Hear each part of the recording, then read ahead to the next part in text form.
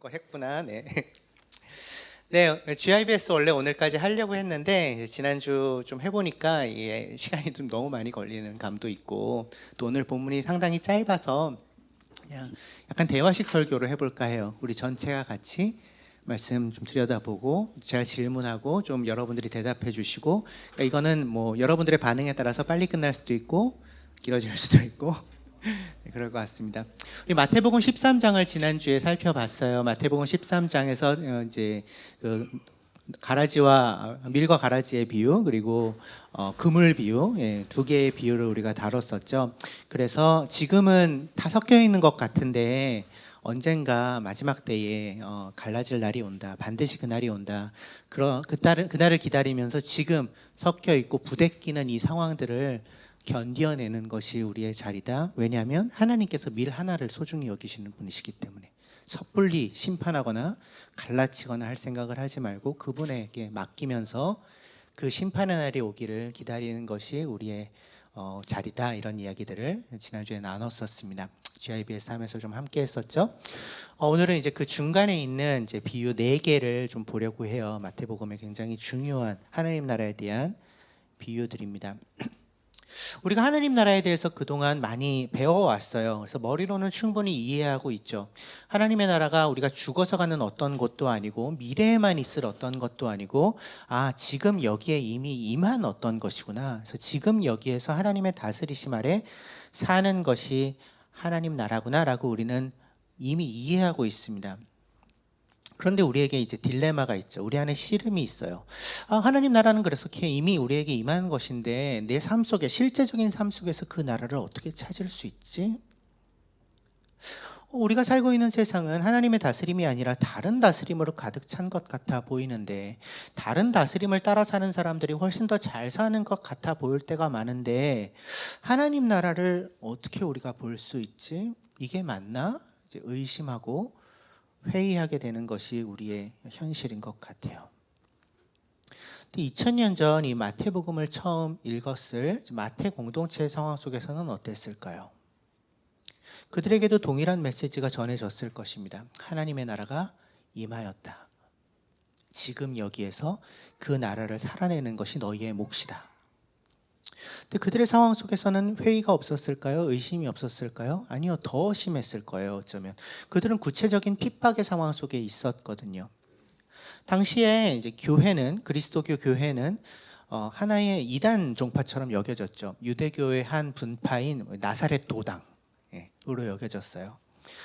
그래서 하나님 나라가 이미 임했고 예수라는 분이 그것을 가지고 오셨다. 그리고 예수께서 죽으시고 부활하신 것이 그분이 왕으로서, 메시아로서, 하나님으로서 오신 분이시라는 것을 증명한다라는 메시지를 그들은 들었고, 그래서 이분을 따라서 살아야 되겠구나, 이분이 가지고 오신 그 하나님 나라 백성으로 살아야 되겠구나 라고 마음을 먹었지만, 그것은 그들에게는 굉장히 강력한 현실의 벽을 넘어가야만 하는 일이었습니다. 지금 우리가 살고 있는 세상보다 그때는 훨씬 더 공동체적인 사회였거든요. 지역 공동체, 혈족 공동체에서 평생을 살던 시기예요. 그래서 뭐 자기가 살던 곳을 떠난다? 이걸 거의 상상하기 어려운, 아버지가 하던 일을 그냥 물려받아서 아들이 하는 걸 뭐 99%, 100%에 가까운 사람들이 그냥 하던 굉장히 강력한 신분제, 그리고 가족 집단에서 이제 나가면은 사실은 먹고 살 방법이 없어지는 그러한 사회가 그들이 살고 있는 사회였는데, 근데 이 나사렛 도당, 예수, 그러니까 그리스도교, 새로운 이 분파에 들어간다는 일은 그들이 그동안 믿었던 이제 유대교로부터 이제 나간다는 것을 의미했고, 즉 그들의 가족 공동체에서부터 분리된다는 것을 의미했고, 쫓겨난다는 것을 의미했거든요. 그래서 때로는 먹고 살 길이 막막해지기도 하고, 또 실제로 막 그 이유로 감옥에 갇히기도 하고, 특별히 로마 제국의 핍박이 심했을 때는 뭐 죽임 당하기도 하고 했던 게 이제 마태 공동체의 상황이었다는 말이죠. 그러니까 우리는 사실은 그렇지는 않잖아요. 최소한 예수 믿는다고 죽지는 않잖아. 근데 그들은 그런 상황이었다는 거예요. 근데 그러한 상황 속에서 그들이 의심이 들 때가 왜 없었겠습니까? 하나님 나라가 임했다는데, 예수님이 새로운 하나님의 나라를 가지고 오셨다는데, 그것이 우리의 눈앞에 어디에 보이지? 어디 있는 거지? 사실은 우리보다 훨씬 더 많이 의심할 만하고 흔들릴 만한 상황 속에 그들은 있었다는 거죠. 그래서 마태는 바로 그들에게, 그러한 상황 가운데 있는 그들에게 예수님의 말씀을 전하고 있습니다. 하나님의 나라는 이런 것이다.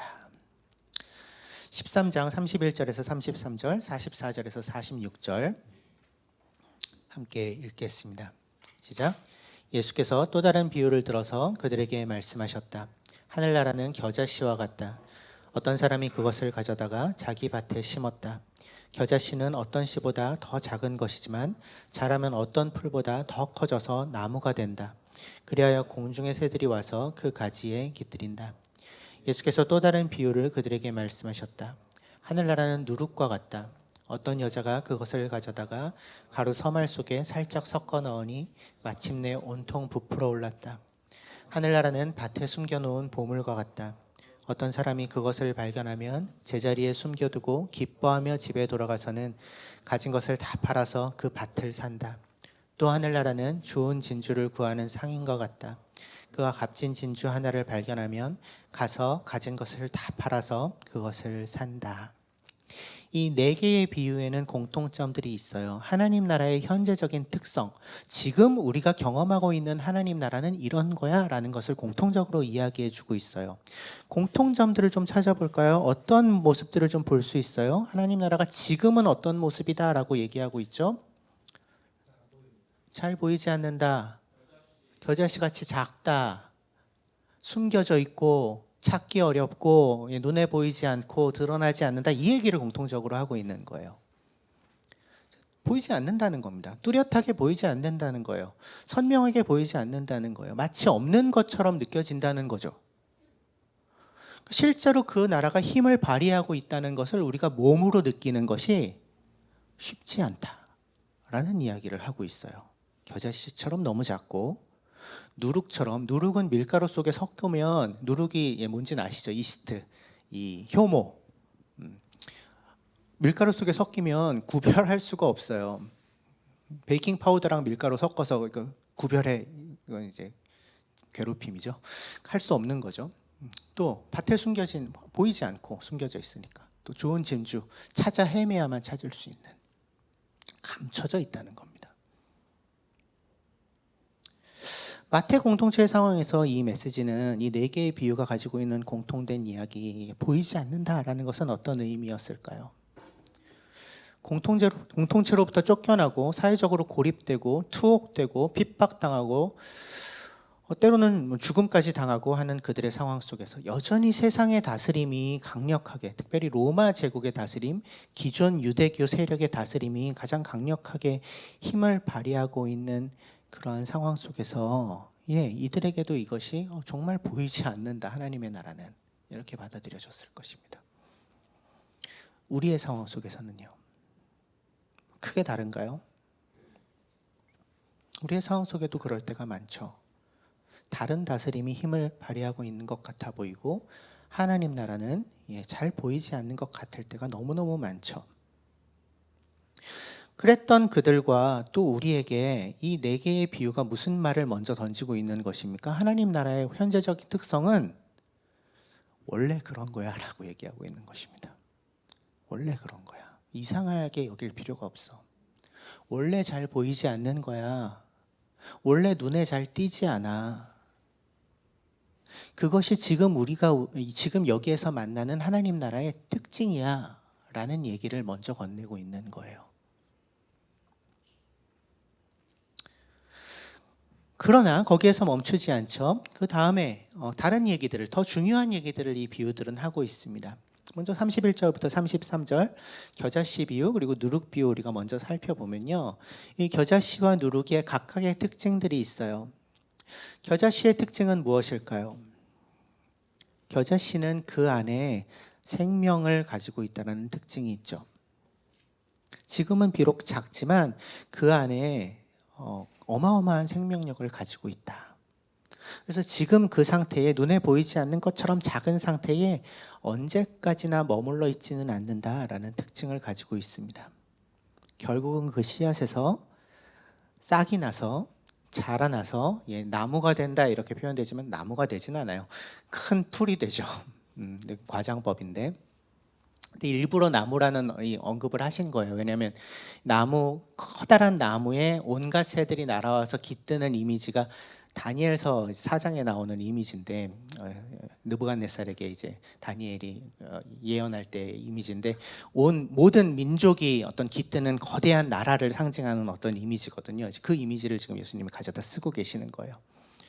근데 그 거대한 생명으로, 거대한 나무처럼 자라나는 그 생명의 가능성이 그 작은 씨앗 안에 들어있다라는 특징을 가지고 있죠. 이게 겨자씨가 가지고 있는 특징이에요. 또 누룩은요. 누룩을 어디에 섞어 넣었대요? 한 여인이 가루 서말 속에, 또 영어 성경에는 뭐 3 packs 이렇게 되어 있더라고요. 가루 3부대예요. 그러니까 3부대. 얼마나 많은 양이겠어요, 그게. 그래서 뭐 20몇 킬로 됐다 뭐 이렇게 또 계산을 하더라고요. 그러니까 온 동네 잔치를 사실은 벌일 수 있을 만큼의 양이에요. 이 가루 서말로 빵을 만들면 동네 잔치를 벌일 수 있을 만한 양이에요. 근데 그 가루 서말 속에 이제 누룩을 넣었어요. 이스트를 넣었어요. 보이나요? 보이지 않죠. 구별해낼 수 없어요. 하지만 역시 그 이스트 안에도, 누룩 안에도 어마어마한 생명력이 잠재되어 있죠. 근데 이 생명력이 발현되는 방식은 겨자씨와는 조금 달라요. 겨자씨는 그 씨앗에서 싹이 나서 그 자체가 자라난다면, 누룩은 그 자체가 자라나기보다는 그 누룩이 섞여 있는 밀가루 반죽을 변화시키죠. 차이가 있는 것입니다. 그 주변을 변화시켜요. 함께 있는 그 세상을 변화시킵니다. 그런 특징을 가지고 있죠. 이 겨자씨와 누룩이 가지고 있는 공통된 어떤 모습은 무엇입니까? 결말에 있는 어마어마하게 커진다라는 것이에요. 이전의 모습을 상상하기 어려울 정도로 엄청난 결과를 일으키고야 만다는 거죠. 겨자씨는 온갖 새들이 날아와 깃들 만큼 커지고, 가루 서말은 동된 잔치를 벌인 만큼 엄청난 양의 밀가루를, 누룩은 다 부풀어 오르게 만들고, 그리고 아마 직접적으로 얘기되고 있지 않지만 그 부풀어 오른 반죽으로는 뭘 하겠습니까? 빵을 만들어서 수많은 사람들을 먹이게 되겠죠. 내 식구만 먹이는 게 아니에요. 가루 서말은 너무 많은 양이니까 수많은 이웃들을 먹이기 위하여 쓰임받는 어마어마한 결과물들이 나올 것이다 라는 얘기를 하고 있는 것입니다.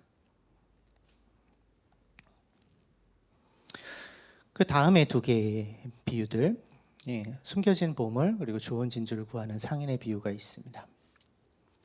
역시 이제 각각의 특징을 가지고 있어요. 밭에 감추어진 보물.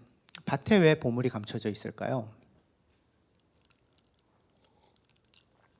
당시에는 은행 같은 게 없었거든요.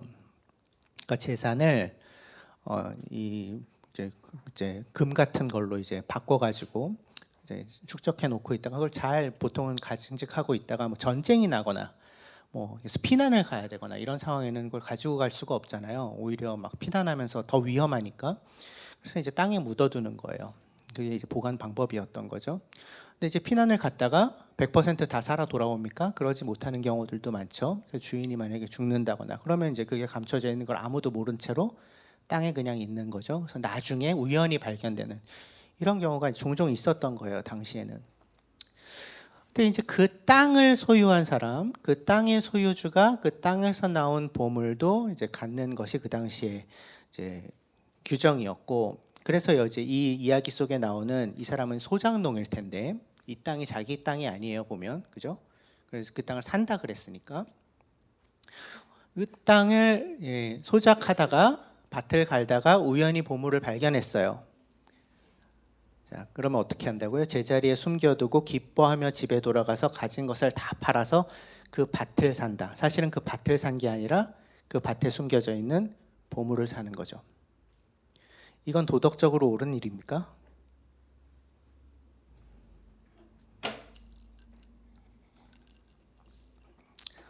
도덕적으로는 옳지 않죠. 여러분, 남의 밭을 이렇게 갈다가 보물을 발견하면 어떻게 해야 되겠어요? 뭐. 어떻게 해야 되겠어요? 주인한테 얘기해야죠. 어르신 밭에서 갈다가 보물 발견했으니까 이건 어르신 것입니다. 이게 도덕적으로는 옳은 행동이겠지만 지금 도덕적으로 옳고 그르고를 얘기하고 있는 것이 아니고 어마어마한 가치를 가진 것을 발견한 사람이 어떻게 행동하느냐, 일반적으로 그 얘기를 하고 있는 거예요. 감춰져 있는, 눈에 보이지 않는, 하지만 어마어마한 가치를 가지고 있는 어떤 것을 발견하면 이렇게 행동한다는 거죠. 좋은 진주는요, 요즘은 진주가 그렇게 아주 귀한 보석은 아니에요. 왜냐면 양식을 워낙 많이 하니까, 양식으로 진주들을 많이 만들어낼 수 있으니까. 당시에는 양식 못했죠, 당연히. 그렇기 때문에 진주를 따는 거는 굉장히 어려운 일이고, 바다로 일단 들어가서 해야 되고, 우연히 발견하게 되는 것이고, 희소성이 굉장히 높은 보석이었고요. 그래서 금보다 더 비쌌다 그래요, 진주가. 특별히 이제 형태가 온전하고 빛깔이 아름다운 좋은 진주는 뭐 거의 한 나라의 가치에 뭐 버금갈 정도의 가치를 때로는 가지기도 했다라는 얘기들이 있어요. 그 좋은 진주를 구하기 위해 사람들은 엄청나게 애를 많이 썼죠. 애써서 찾아야 찾을 수 있는 것입니다.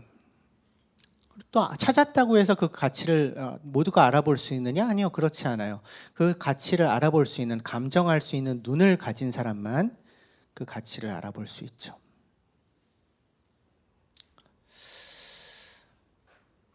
이 숨겨져 있는 보물, 그 좋은 진주 역시 마찬가지로 공통된 결과가 이어지죠. 그것을 발견한 사람이 모든 것을 다 팔아서 그것을 산다. 왜? 왜 그렇게 하죠?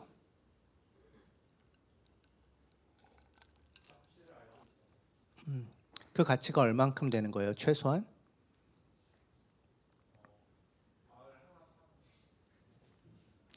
본문에서 보면 이 사람이 가지고 있는 모든 것을 다 팔아서 그걸 산대요. 최소한 뭐보다 더 귀하다는 거예요? 자기가 가지고 있던 모든 소유보다 더 가치 있는 어떤 것이라는 거죠. 근데 그 밭에 숨겨진 보화가 뭐다? 하늘나라다. 좋은 진주가 뭐다?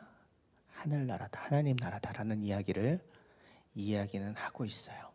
그게 상식이라는 겁니다.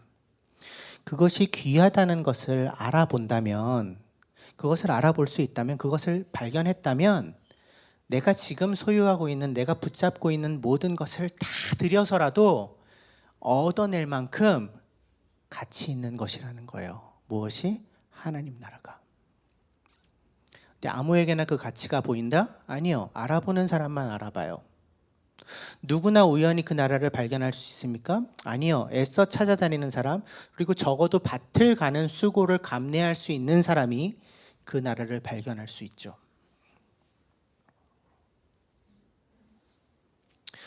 이 이야기는 이런 얘기들을 하고 있는 것입니다.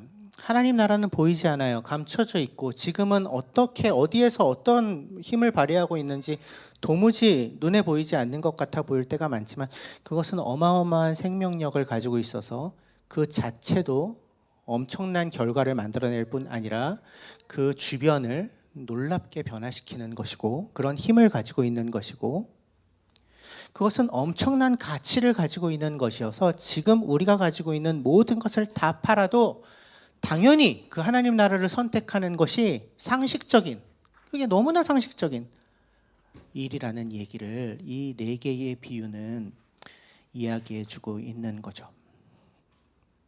이 이야기가 2000년 전 마태 공동체에는 어떤 의미였을까요? 마태 공동체는 자신들의 인생을 이 새로운 가르침, 예수 그리스도의 복음에 걸었습니다. 그래서 거기에 따르는 공동체로부터 쫓겨나거나 여러 핍박을 당하거나 손가락질 당하는 것을 감수했죠.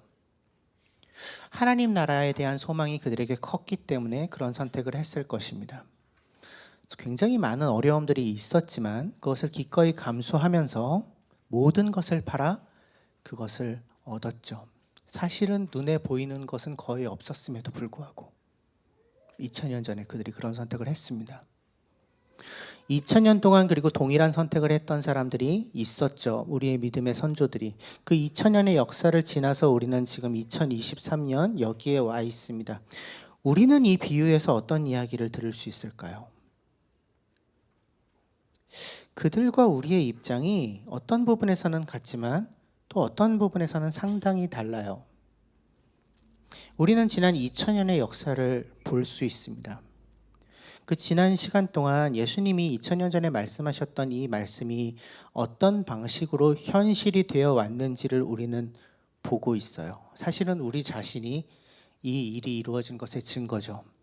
겨자씨만큼 작았던 마태 공동체, 불과 수십 명밖에 되지 않았을 그 사람들로부터 시작된 이 복음이 지금 이 긴 먼 거리를, 이 긴 시간을 지나 우리에게까지 전달되어 왔고, 이 예수의 복음을 따르고 살아가는 사람들이 수억 명, 수십억 명이라는 것을 우리는 이미 알고 있죠. 그들이 보지 못했던 것을 우리는 이미 보고 있는 거예요. 우리가 지금 당면하고 있는 현실, 우리 눈앞에 있는 현실은 어쩌면 그들과 크게 다르지 않은 것처럼 보일진 모르겠지만, 하나님 나라가 눈에 보이지 않는 것처럼 여겨지고 작아 보이고 별것 아닌 것 같아 보일진 모르겠지만, 적어도 지난 2000년을 우리가 본다면 그렇게 얘기할 수는 없죠. 그들에게는 보이지 않았던, 그들은 볼 수 없었던 그 하나님 나라의 엄청난 생명력을, 그 가능성을 우리는 지난 2000년의 시간을 통해 확인하고 있는 것입니다. 그 얘기는 무슨 얘기입니까? 적어도 그들보다는 우리가 훨씬 더 확실한 증거를 가지고 있다는 거죠. 그리고 시간이 지나면 지날수록 그 증거는 더 확실해지고 더 많아지겠죠. 그리고 이러한 증거들이 쌓이고 쌓이는 날들이 지나다 보면 언젠가 완전한 하나님 나라가 임할 날이 오겠죠. 그 흐름을 주목할 수 있다는 것은 놀라운 특권입니다. 그래서 여러분, 하나님 나라가 작아 보이십니까? 하나님 나라가 별로 힘을 발휘하지 못하는 것처럼 느껴지시나요? 하나님 나라가 마치 숨겨져 있는 것 같습니까? 다른 힘이, 다른 다스림이 훨씬 더 크고 선명해 보이나요?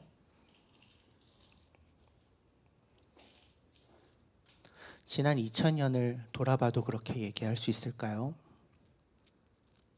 그 거대한 복음의 역사의 강물이 흐르고 흘러서 우리에게까지 다다랐는데, 우리가 그 흐름 끝에 서 있는 우리가 감히 2000년 전 아무것도 없고 아무런 증거도 보이지 않았지만 이 믿음을 지켜낸 이들 앞에서 감히 아무것도 보이지 않는다 이렇게 얘기할 수가 있나요? 그럴 수는 없어요. 그래서 우리가 지금 서 있는 자리가 어디인지를 더 선명하게 볼 수 있기를 간절히 소망해요. 만약에 우리가 그 지난 역사를 들여다보고 예수님께서 말씀하셨던 이 겨자씨 같이 작은, 누룩같이 보이지 않는 이 하나님의 나라가 어떻게 이루어져 오고 있는지를 정직하게 대면한다면, 그 위에서 어쩌면 조금 더 힘있게 그 하나님 나라를 살아낼 수 있으리라 생각합니다. 계속해서 꿈꾸고 소망하는 것을 멈추지 않게 되기를 간절히 원해요. 여전히 작아 보일지 모르겠지만, 여전히 섞여 있어서 구별해낼 수 없는 것처럼 보일지는 모르겠지만, 여전히 감춰져 있는 것처럼 보일지는 모르겠지만, 오늘 우리에게 맡겨진 밭을 가는 수고를 멈추지 않고 좋은 진주를 발견해내기 위하여 우리의 시선과 우리의 생각을 훈련하는 것을 멈추지 않고, 그 하나님 나라의 귀함을 알아보고 그것을 선택하고 우리가 가지고 있는 모든 것을 다 팔아서 그것을 얻어내는 그러한 선택들이 우리의 삶에 가득하기를. 그래서 오늘 우리 하루의 이 삶 속에서 그 하나님 나라를 내 것으로 삼는 그러한 선택들로 채워지기를 간절히 소망합니다. 잠시 침묵하겠습니다.